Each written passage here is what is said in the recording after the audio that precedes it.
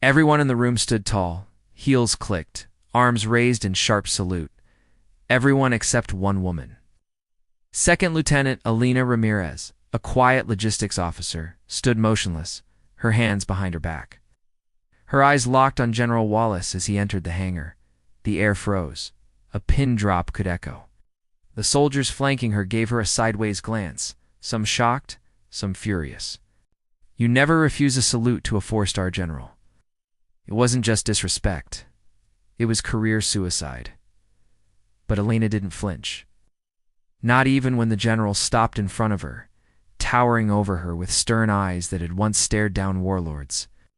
Lieutenant Ramirez, ... double quotes, he said, his voice cold and commanding. Do you care to explain yourself? Elena raised her eyes and said softly, but clearly, Sir, with all due respect, I only salute those who earn my respect. Gasps rippled across the room. One officer dropped his clipboard. The silence that followed was thunderous. Ouch. General Wallace blinked, his jaw clenched. He was a decorated veteran, honored by presidents.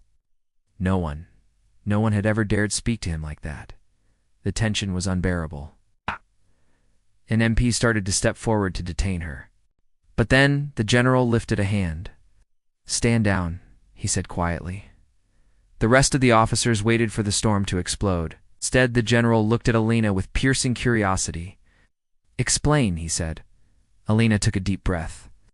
Her voice was calm, controlled, yet full of weight. 2 years ago, my brother Corporal Mateo Ramirez was deployed under your command in Operation Delta Flame. When the supplies ran out, his entire unit requested backup. The request was logged, ignored, denied. 6 men died that week, sir. He bled out, holding his best friend's hand, because the leadership deemed them expendable. You could hear someone swallow. The general's expression didn't change, but his eyes lost some sharpness. Lena continued. He wrote to me before he died. He said, Tell the brass I forgive them. Tell them I'm disappointed. I joined the force to understand what my brother went through, and now I know. She pulled a small, folded piece of paper from her breast pocket. A blood-stained letter. This is his last note. I carry it every day.